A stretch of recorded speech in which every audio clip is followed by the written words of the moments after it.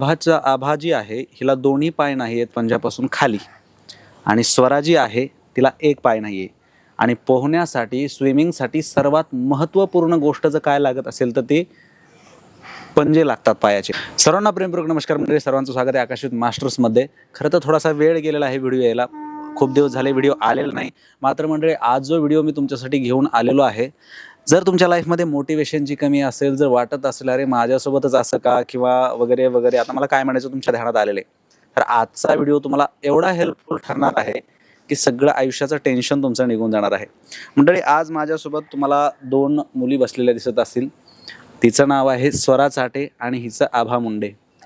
या दोघी परळीच्या आहेत आणि आज या व्हिडिओमध्ये आपण त्यांच्याशी जी चर्चा करणार आहोत आणि त्यांच्याकडून ज्या गोष्टी जाणून घेणार आहोत आणि त्यांनी जे केलं आहे हे पाहून तुम्ही अक्षरशः थक्क होणार आहात. तर आता मी जास्त बोलत नाही, त्यांनाच विचारतो.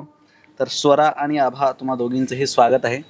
आभा, तू काय काय जे आहे ते जिंकलेले आहेस मेडल, आणि कशा कशा प्रकारे तुझा प्रवास सुरू झालेला होता? मेडल कोणकोणते जिंकलेस आधी ते सांग.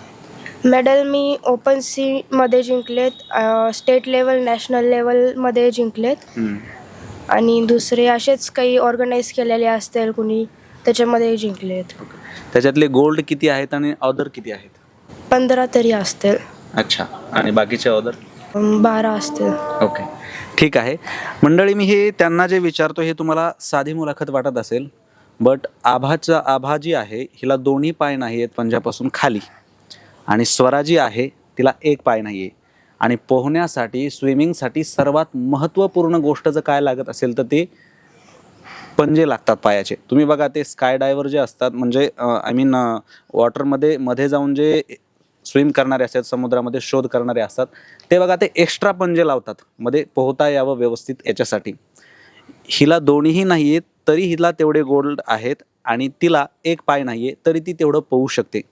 म्हणजे हिला दोन्ही नसून हिनं दोन्ही पाय असणाऱ्यांना हरवलेला आहे, आणि तिला एक नसून सुद्धा तिनं असणाऱ्यांना हरवलेलं आहे. तर आता या दोघींशी आपण चर्चा करणार आहोत. तर स्वरा, तुला विचारतो मी, आता जो तुझा क्रमांक आला होता आणि जे तुला बक्षीस मिळालं आहे त्याच्याबद्दल थोडंसं सांग आम्हाला. 3rd नंबर आलता. किती किलोमीटरची होती ती 1. आणि किती वेळ होता तो सगळा? 16 मिनिट. 16 मिनिटामध्ये 1 किलोमीटर, आणि त्याच्यामध्ये 3rd नंबर आला होता तुझा. बरं, याची ट्रेनिंग कधीपासून सुरू होती बरं तुझी? जानेवारीमध्ये ट्रेनिंग सुरू झाली होती, आणि त्याच्यानंतर पुन्हा आता ही स्पर्धा झाली. बरं, ठीक आहे. स्वरा, वडील काय करतात तुझे? शेती करतात. बरं, आणि आभा, तुझे वडील काय करतात? माझे वडील शेती करतात आणि व्यवसाय. बरं, तुझ्या ट्रेनिंगची साधारणतः सुरुवात कुठून झाली होती? कारण मला असं कळालं की तुझं पाहूनच तिने सुरू केलेलं आहे. माझी ट्रेनिंग लॉकडाऊनपासून होती, म्हणजे स्विमिंगला सुरुवात झाली ती लॉकडाऊनपासून, पण ट्रेनिंग झाली ती 2023मध्ये जुलैपासून काहीतरी स्टार्ट होती. तेव्हापासून स्टार्ट केली होती. तर माझी पहिली मालवणचीच होती कॉम्पिटिशन. त्याच्यानंतर कोचिंग घेत घेत मग नॅशनल लेवलपर्यंत गेले ते मागच्या वर्षी, आणि या वर्षी पण गेले होते. नॅशनलला 5 गोल्ड आले होते दोन्ही वेळेस. अच्छा, हां. मग जेव्हा हे एवढे गोल्ड तुझ्या वडिलांनी बघितले तेव्हा त्यांची काय प्रतिक्रिया होती बरं? पहिल्यांदा जेव्हा गोल्ड भेटले होते तेव्हा तर फर्स्ट टाइम मध्येच एवढे गोल्ड आले. तेव्हा पहिलं गोल्ड कुठे भेटलं होतं, कोण्या स्पर्धेत? सगळ्यात पहिलं म्हणलं तर मालवणला ओपन सी मध्ये 1 किलोमीटरला. नंतर मग हळूहळू दुसऱ्या कॉम्पिटिशन ज्या होत गेल्या, जनरल किंवा असे जे स्कूल गेम्स होते, मग त्याच्यामध्ये होतं, पण तिथं मेडल भेट नव्हते. स्कूल गेम्समध्ये मेडल नव्हते. तेव्हा तिथं मी स्कूल गेम्सला स्टेट लेवलपर्यंत जाऊन आले. त्याच्यानंतर नॅशनल झालं मागच्या वर्षी. पहिलं नॅशनल होतं माझं. तर तेव्हा बाय चान्स, म्हणजे प्रॅक्टिस होती, ते होतं स्टेट लेवलला त्यांनी घेतलं. मग ते आमचे हे करतात क्लासिफिकेशनमध्ये, मग ते झाल्यानंतर मग स्टेट झालं. मग तिथं सिलेक्शन झाल्यावर नॅशनलला गेलो होतो. फर्स्ट नॅशनल होतं, थोडी भीती वाटली होती की कसं होईल काय होईल, पण 5 गोल्ड आले, आणि पहिलंच होतं आणि 5 गोल्ड आले. तर त्यांनी best swimmer of the award पण दिला. वा. पण काय सांगशील की तिथं जेव्हा तू जातेस आणि तिथं परफॉर्म करायला, जेव्हा हे लोकांना कळतं की तुला दोन्ही पंजे नाही आहेत, तेव्हा काय प्रतिक्रिया असतात लोकांच्या? ते जनरलमध्ये जेव्हा स्कूल गेम्सला जाते तेव्हा तसं होतं. तेव्हा त्यांच्या प्रतिक्रिया म्हणजे मी जनरल सोबत खेळतीये. हां आश्चर्यजनक वाटतं थोडं त्यांना. हां अगदी अगदी. पण काय सांगशील, हे आपण स्विमिंगमध्ये जावं आणि त्याच्यात आपल्याला पुन्हा पंजे नाहीत. आता पोहण्यासाठी महत्त्वपूर्ण गोष्ट पंजा लागतेच असं मी माहिती घेतली. मग तुला तर दोन्हीही नाही आहेत, मग स्विमिंगमध्ये आपण जावं हे कोणी सांगितलं? नाही, सांगितलं नव्हतं कुणीच. पप्पाला स्पोर्ट्समध्ये टाकायचं होतं. मग स्पोर्ट्स कुठला चूज केलता? पहिले तर रनिंग केलता. पण रनिंगला आमच्या हँडिकॅपमध्ये शूज वेगळे लागतात बरं. आणि मला रनिंग तर आवडत नव्हती पहिल्यापासूनच. मग आम्ही लॉकडाऊनमध्ये स्विमिंग केली होती. मग ती स्विमिंगची आवड लागली आणि ते लॉकडाऊन उघडलं आणि इथं टँक पण चालू झाला. अच्छा.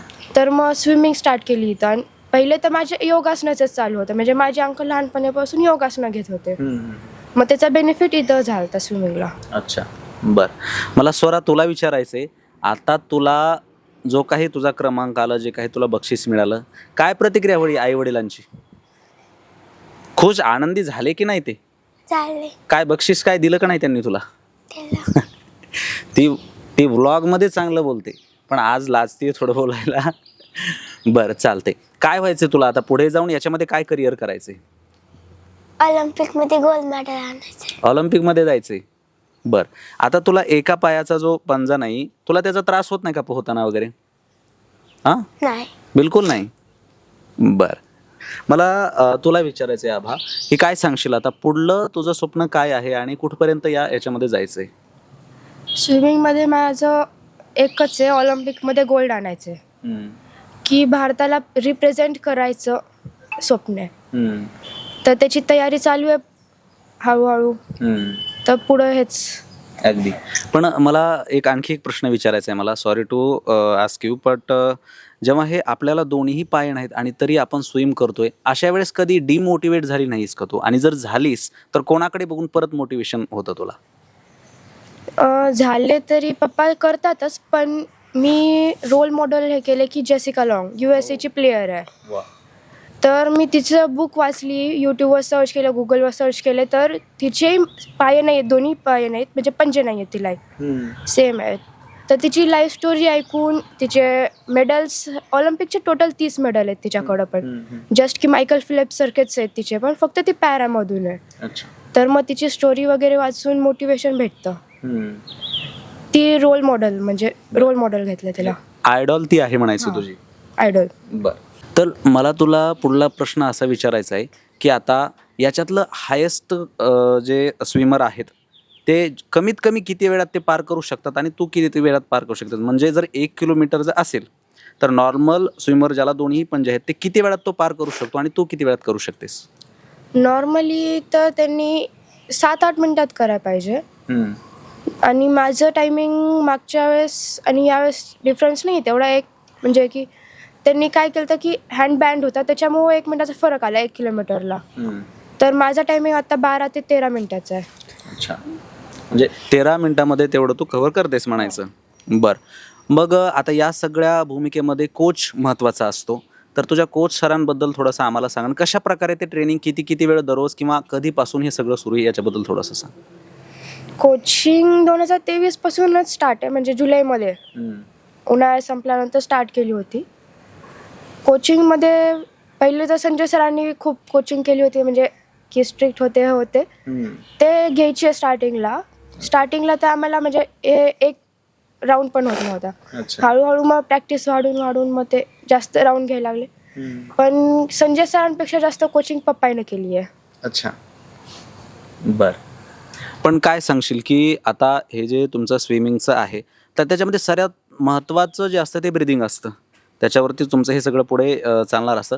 तर या ब्रिदिंगची काही वेगळी ट्रेनिंग दिली जाते का त्याच्यामध्येच पोहण्यामध्येच ते इन्क्लूड करून घेतात का? याची काही वेगळी योगासन वगैरे असतात? खरं म्हणलं तर त्याची ट्रेनिंग माझ्या चाचूने दिली. छोटे काका ते योगा टीचर आहेत, ते प्राणायाम घ्यायचे, योगासनं घ्यायचे. मग ते प्राणायाममध्येच ब्रिदिंगची प्रॅक्टिस होऊन जायची आणि स्विमिंग टँकमध्ये ब्रिदिंग फक्त ब्रीद आउट करत राहायचं, ह्याची प्रॅक्टिस घेतली होती स्टार्टिंगला. की श्वास रोखून धरण्यापेक्षा ब्रीद आउट केल्यानं हे जास्त बेनिफिट होतं पुढे जायला. अच्छा, ठीक आहे. मला स्वरात तुला विचारायचं आहे की आत्ता जे तू स्पर्धा जिंकलीस ते किती किलोमीटरची होती सगळी? 1 किलोमीटरची होती.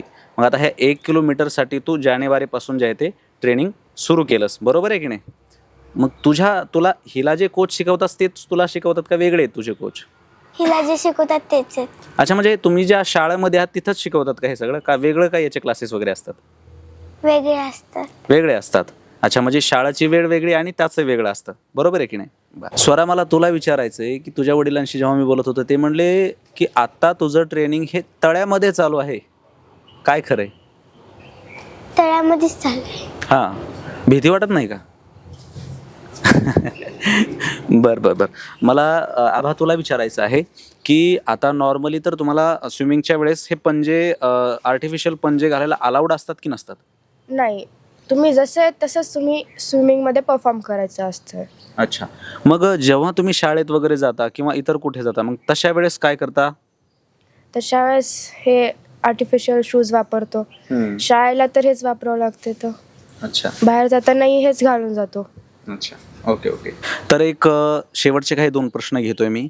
काय सांगशील की आता तुझ्यासारखे आणखी कुणी प्लेयर आहेत का की जे या क्षेत्रात आपल्या आधी होते? आता तू तुझ्या आयडॉलचं नाव सांगितलंस, पण ती भारताबाहेरची आहे. पण भारतातले कुणी असे आहेत की ज्यांना असं नाहीये पण पंजे वगैरे नाहीत पण ते तरीही स्विमिंग करतात, असे कुणी आहेत का? पंजे वगैरे नाहीत असं माहीत नाही, पण मी जेव्हा स्टार्टिंगला गेलते मला गायडन्स केलं होतं ते कोल्हापूरचे पाटील सर आहेत, त्यांनी केलं. आणि दुसरे मला 2 मेडलचे दुसरे भेटले होते, ते टीमचे होते. तर तेव्हा त्या टीममध्ये जे प्लेयर्स भेटले त्याच्यामध्ये कॅटेगरी जी माझी एस8 होती त्याच्यातली एक होती दीदी, मोठी होती माझ्यावर. ती एशियन खेळून आली आहे आणि तिच्याकडून पण मी खूप काही शिकले. टीममेट्स जे होते त्यांच्याकडून पण शिकले. तर असंच गायडन्स वगैरे म्हणजे भेटत गेलं त्यांच्याकडूनच जास्त तर. अच्छा, ओके. Last question. आता या एवढे सगळे तू मेडल जिंकलेस वगैरे ह्या सगळ्या गोष्टी, या सगळ्याच्या निमित्ताने आतापर्यंत तुझा सन्मान वगैरे काही झालाय का मोठा कुठे, एखाद्या समजा मोठ्या व्यक्ती करून किंवा त्यांनी कॉल करून तुला अप्रिशिएट केलंय असं काही? मागच्या वर्षी का या वर्षीच म्हणजे आमच्या शाळेच्या मागं ग्राउंड आहे, बरं, तर तिथं काही स्टेडियम होणार आहे ते पाहण्यासाठी बीडचे कलेक्टर आले होते. तर त्यांच्या हस्ते झालेलं आहे आणि शाळेमध्ये पण भरपूर वेळ झालेला आहे. अच्छा, काय प्रतिक्रिया होत्या त्यांच्या तेव्हा? त्यांची प्रतिक्रिया म्हणजे ते छान म्हणले, ॲप्रिशिएट केलं आणि म्हणले की एशियन जेव्हा जिंकशील तेव्हा मी स्वतः येऊन तुझा सत्कार करेल. वा, आणि त्याच्यासाठी आत्तापासूनच आमच्याही शुभेच्छा आहेत तुम्हा दोघींना. खरं तर मंडळी, ह्यांचं जे वय आहे, जे एज आहे, त्यांच्या एजमध्ये आपल्याला काहीतरी कमी असून सुद्धा जे कार्य त्या करतायत हे खरंच खूप विशेष आहे. आणि त्याच्याबद्दल आता ती स्वराजी बसलेली आहे, तिची न्यूज पडली होती, त्याच्यावरून ह्या दोघींचं मला माहीत झालं आणि त्याच्यानंतर मग हे शूट वगैरे करायचं आम्ही ठरवलं. मंडळी, आपण बऱ्याच वेळेस तुकोबारायचं एक प्रमाण मला इथे आठवतं आहे की असाध्य ते साध्य करिता सायास आणि कारण अभ्यास तुका म्हणे. इट मीन्स की आयुष्यात तुम्ही कसेही असा, पण तुम्हाला जर एखादी गोष्ट प्राप्त करायची ना आणि तुम्ही त्याच्यासाठी जर प्रयत्न करत असाल तर आणखी काहीतरी मला ओवी आहे पण ते आठवत नाही. तर मग सांगायचा मुद्दा एवढाच आहे की अभ्यास जर जीवनात असेल, प्रॅक्टिस जर असेल, प्रॅक्टिस मेक परफेक्ट म्हणतात तसं तुम्ही काहीही करू शकता. आज आभा असेल किंवा स्वरा असेल, तिला मी सुरुवातीला सांगितलं की तिला एक पंजा नाही आहे आणि हिला दोन्ही पण नाही आहेत, पण तरीही या जीवनात कधीही डिमोटिवेट होत नाहीत. तिनं सांगितलं की मी अशी माझी आयडॉल आहे आणि तिच्याकडे बघून मी वाटचाल करते आहे. आणि आज तिने किती गोल्ड मेडल जिंकले वगैरे ह्या सगळ्या गोष्टी तर सांगितलेल्याच आहेत. पण भविष्यातही नक्की जेव्हा ती पुढे खेळेल आणि पुढे ऑलिम्पिकपर्यंत जाईल आणि जावीच अशा आपल्या सर्वांच्या शुभेच्छा तर आहेतच त्यांच्याविषयी. आणि पुढे जेव्हा ते जातील तेव्हा नक्कीच आपण त्यांच्या आणखी मुलाखती घेऊन त्यांच्याविषयी आणखी जाणून घ्यायचा प्रयत्न करूयात. बाकी असो, आजचा व्हिडिओ छोटासाच होता आणि थोडासा वेगळा होता. आता स्वरा व्लॉगमध्ये खूप बोलते पण आज तिला बोलायला थोडीशी अडचण होते. पण असो, त्यांचं वयही बारीक आहे, बट त्यांच्या वयामध्ये जे ते करतायत हे खूप जे आहे ते सन्माननीय गोष्ट आहे. बाकी असो, व्हिडिओ पाहिला असेल तर शेअर नक्की करा. आपल्या मराठवाड्यातल्या मुली एवढ्या पुढे जात आहेत आणि त्या मुलांच्या कंपॅरिझनमध्ये कुठेच मागे नाही आहेत. ज्यांना पायाचे पंजे आहेत, जे सलामत आहेत, त्यांना हरवून त्या इथपर्यंत आलेल्या आहेत आज. ही खूप मोठी गोष्ट आहे. त्याच्यामुळे व्हिडिओ पाहायला असेल तर शेअर नक्की करा. तर मंडळी, आजच्या व्हिडिओला इथेच एंड करूया आणि भेटूया पुढच्या व्हिडिओमध्ये. तोपर्यंत नमस्कार.